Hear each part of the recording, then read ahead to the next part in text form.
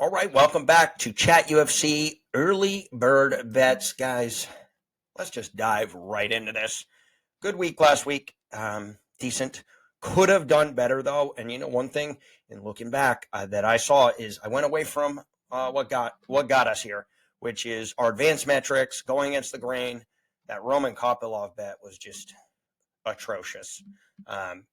Paulo Costa showed better advanced ratings, better strength of schedule competition, and we got a lot of that this week. So let's learn from our mistakes, move forward, and play some good bets. I think we have a lot of value on this card. We jump right into the first one here. Martin Buday versus Almeida. Do I think Buday wins? Maybe, maybe not. But 1671 on the Fight Matrix blend compared to 1535 for Almeida. Almeida is a jiu-jitsu guy. He's fought a little bit in the UFC. He has one loss. And I do think then that loss we learned something. And that is if you can stuff his takedown, you can get some damage off on the feet. And he was almost finished a few times, obviously against a high-level fighter. But either way, higher level competition for Buday just because of the newness of Almeida. Obviously, he's fought the best of the best in jiu-jitsu, but this is MMA. And I do believe that with the 100% takedown defense for Buday, it will be tested, but he does have experience against not great competition, but against competition in the UFC. And I do think that if he can keep it standing, get his dirty boxing going, getting the clinch going, he should be able to have success. Of course, Almeida can drop down, get a submission, can take him down, get a submission. All of that can happen. But if this fight goes the way that I think it can, which is on the feet, we're getting a steal here. It's currently at plus 250. Got him at a plus 240. Took a unit on it. We'll see where that we end on that. I am going to temper a little bit. If I'm winning 2.4 units, that's a good size bet. I'm going to put bigger bets on some of the favorites in some cases. Obviously, finding value where I can, but there is a reason he's an underdog, and there's enough unknowns with Almeida that I can't just go based on these advanced metric numbers. All right, on to the next one, Carlos Lee, Muslim Salikov. Not much value here either way. I think Leo gets it done. Damon Blackshear, Davy Grant. I don't see value except maybe on Davy Grant. If we look over here, 33% chance of winning. I think that's about right. I did think Grant was going to be bigger, and he's not. He's smaller than Blackshear, and that's a concern at that age. If Blackshear comes in looking shredded AF, which he usually does. Obviously, Grant can piece him up. He's great on the feet. I do see a path to victory for Grant here, so that line gets really out of control. I will take it. Give me plus 300 or better on Grant. He is behind on the metrics here, so it's a tough call. Lower level competition for sure, and so we'll think about it. Big bet on this one, guys. Asu Amabaya versus Jose Ochoa. I think I'm on an island here. I'm on an island and saying, hey, who else wants to bet Asu Amabayev? And everyone's saying, no, we love Ochoa on short notice. I see where they're coming from. Younger, hungry, taller, but the experience factor is high with Asu Amabayev. And if we look, he lost to, so he's 80% in his last 5. He lost to Neil Kapp, who is, I think he could fight for the title. So, very good fighter. It was a bit of a check to see what level he's at, and he's not quite at the top, but Ochoa isn't either. And everyone has fallen in love, so I'll go on the other side, and I'll wait, and I might put even more money on it. But I got him at a minus 105, 2.1 units went to. Not too shabby. And that's that. Okay, Ibo Aslan, Billy Alencana. I would only go Alencana here, and I think we'll probably get a better line. I think money will pour in on Ibo Aslan. People love him, but we'll see. Either way, Aslan should win, higher ratings, more UFC competition, 62 to 38. But if you look at a 38% at a plus 210, that is 5.8 percentage points of value. Not really enough for me to pull the trigger on this newer cat, but he has fought in regional scenes, LFA, and looked pretty good. So we'll see there.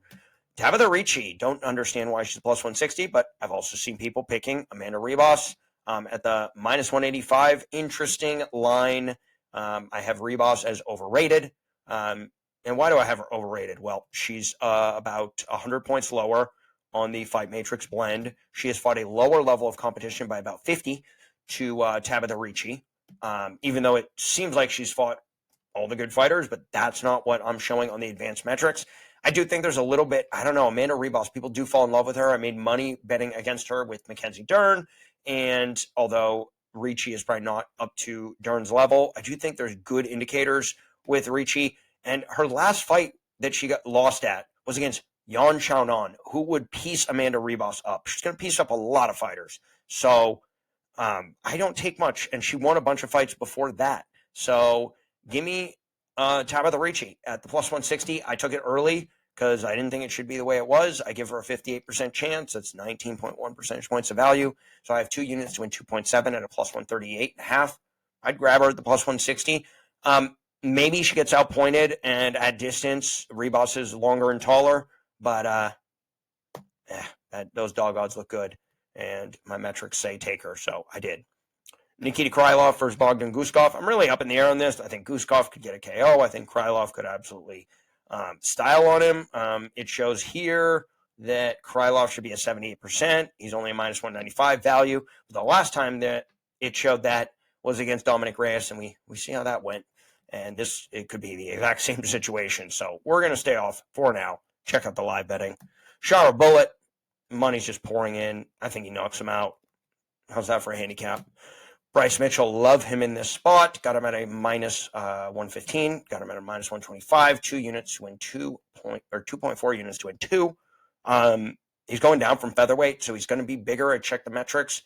Give him about a 3% physical metrics and age. I do think Saeed is an interesting fighter. We've seen some things that are really good out of him, and we've seen some things that are not so good. And so if we just take a look at everything, Mitchell, 56% favorite, not much value, but I do think there's a matchup where also Mitchell needs to win. He's coming down in weight. He's been in Abu Dhabi, and people have forgotten because he's been knocked out brutally a few times what he is about, and I think there's a perfect matchup against Saeed. There you go.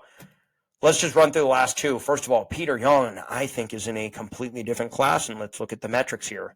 2167 on the Fight Matrix blend. That is 364 points higher than, that's the wrong guy. It's even more than that. It's 454 points higher than Marcus McGee. If Marcus McGee was fighting Saeed Nurmagomedov, I'll never be able to say it.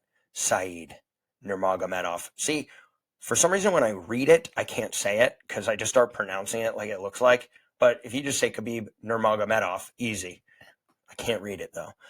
Alhamdulillah. So, anywho, Marcus McGee has fought low-level competition. He is winning, and that is why he's getting this fight. And you know what? Good for him. He's older. I actually like it. It would be amazing if he pulled out the victory. Not for me, but it would be incredible. But for that reason, I took Peter Yan at a minus 350. I took him at a minus 320 when the line came down. And what did I do? I parlayed him with, for me, a fighter that I love. I love in this spot, and I'm going to go into exactly why. And again, you'll see me on the island, waving to all the people on the cruise ships, betting Mr. Reiner D. Ritter. So let me tell you on that one why I absolutely think that this is a good spot for Robert Whittaker to get this win. Okay, so Peter Yan, we see what we see. Big metric difference. We took him and we got him parlayed with Robert Whittaker. Now, I got him too early. I will admit that. I got him at a minus 175, rebet him at a minus 150, and it was both parlayed with Mr. Peter Yan. And so we have 4 units to win 4.37 and a plus 109. And let me tell you, I will put probably even more on Whittaker by the end of this card because it seems like everyone has fallen in love with Reiner de Ritter.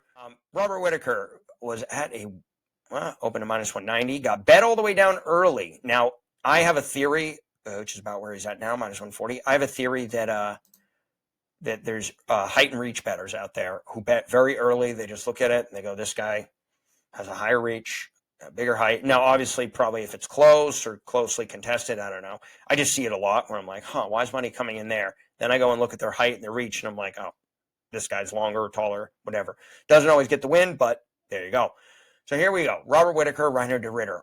I really want to take a look at Reiner de Ritter here. And so Reiner de Ritter is 34 years old. He is 20-2, which is incredible. But let's take a look at where a lot of those wins came from. They came in right here. They came in the One Fighting Championship.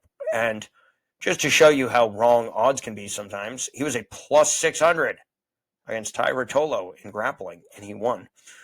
Pretty sure that was a grappling match, not a at 205. Yeah, I think it was a grappling match, not a MMA fight. But he's lost basically to Malakin twice, KO, both times. Line was pretty close in the first one, gets knocked out. Line was not close in the second one, gets knocked out. He's a plus 290, so they really moved the odds there. But if you look at some of the guys he's fought, Vitaly Big Dash, okay, no odds on these.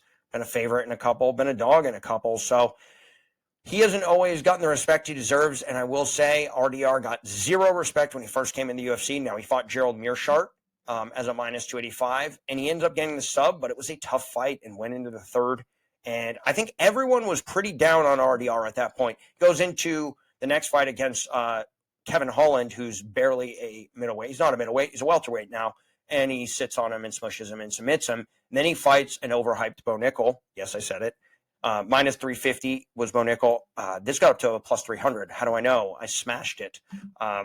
Mismatch on the metrics. You know, Bo Nickel is just getting going, doesn't have much striking, and he went up against a guy. And it's just a crazy line. It just shows you the betting market's not that smart, and they go for a lot of hype. And to me, this is hype. So he beats Bo Nickel as a plus 285, and now he's going to be even money against Robert Whittaker. It makes no sense. So fine. I'll take it because I love Robert Whittaker in this spot. And if we take a look at what Robert Whittaker has done recently, he's younger than RDR, first of all. He is smaller because he's a middleweight. RDR is really light heavyweight middleweight, but I think the speed difference is going to be massive with Robert Whittaker. And he lost to Chimaev as a plus 190. He beats Ikram Aliskerov, and this is where I see where this makes the most sense. Ikram Aliskerov was even money against Robert Whittaker, and he KO'd him in the first round. We saw that. Beat Paulo Costa as a favorite. Lost to Dricus, TKO, who's right now the champion. Beats Marvin Vettori, loses to Israel Adesanya. Beats Kevin Gastelum, beats Jared Cannonier, beats Darren Till, loses to Adesanya. Seeing a trend here. So I think the higher level, I think Robert Whittaker is the gatekeeper, and he will gatekeep Reiner de Ritter right now from the bigger fights. And it's a bounce back spot where he got embarrassed by Chimaev. I see him bouncing back with more of an Aliskerov performance against the slower but surging Reiner de Ritter. I think I'm going to be on an island on this. Everyone's going to be all over de Ritter, but that's why we bet. We put our opinions on the line with money. Start from the first fight of the night, Martin Boudet. We have 1 unit to win 2.4 units. We go through a few fights here. We got Asu Almabayev, 2.1 units to win 2. We have Tabatha Ricci, 2 units to win 2.77. We have Bryce Mitchell, 2.4 units to win 2. And we have final and largest bet of the night, a 2-leg parlay, co and main event, Peter Yan, Robert Whittaker. And we will be against the grain. I think we could get Robert Whittaker at a minus 110 by kickoff. So we'll even have another unit on Robert Whittaker there. I believe in this bet, and I do think we'll be going against the grain, but that's what we love. And I'm looking forward to this weekend. Early start times. Love the noon-ish to dinner time fight cards. It's a perfect spot for it. And we usually do pretty well on these, and we will do well this week, shooting for over 10 units in profit. And I'll see you at the window.